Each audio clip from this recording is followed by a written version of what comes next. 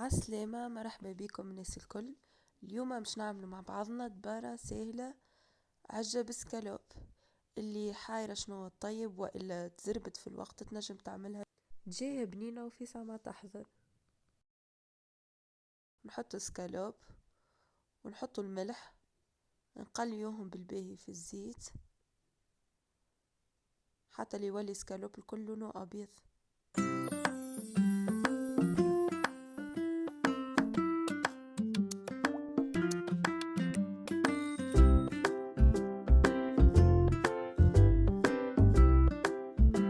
نبداو نحطو في اللفاح كركم، فلفل أكحل،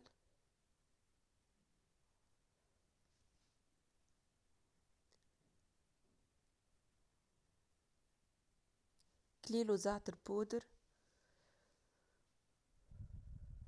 حركوهم مع بعضهم بالباهي حتى يدخل اللفاح الكل مع بعضه.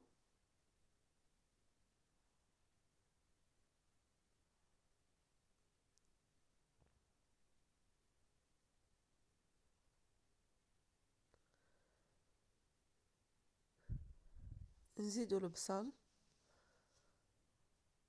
خليه يتقلى البصل بالباهي مع السكالوب حتى يذبل.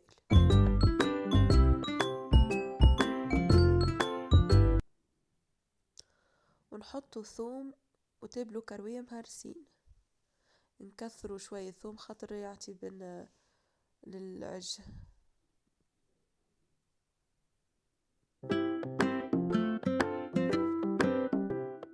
نقليهم بالباهي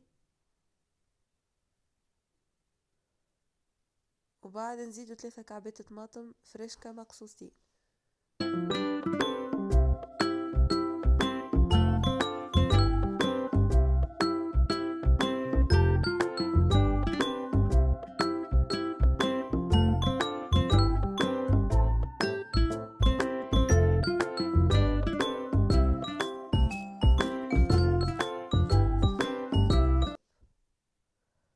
توا نزيدوا مغرفة صغيرة طماطم معجونة، ما نكثروش طماطم معجونة، جست شوي.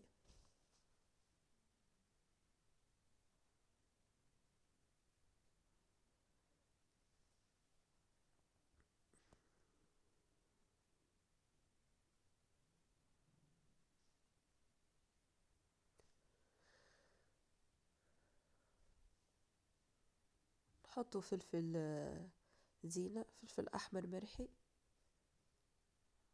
ماذا بينا موزوز شوي خاطر العجة بنتها كي تكون موزوزة.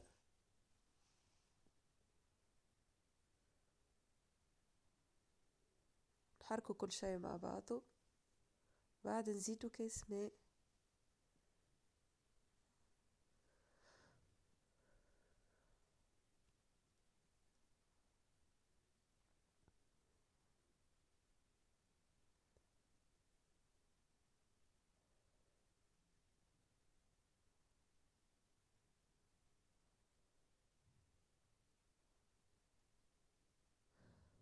ونغطوها ونخلوها تطيب، ما تاخذش برشا وقت البنات في ساعة ما تطيب.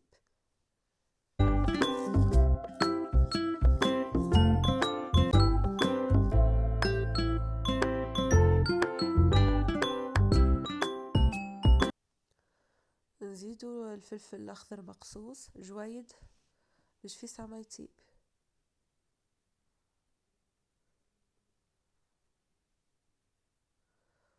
وبعد نفقسوا كعبتين عظم،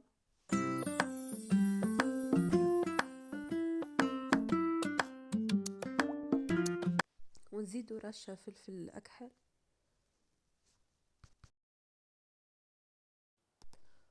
وهكا عجتنا تكون حضرت.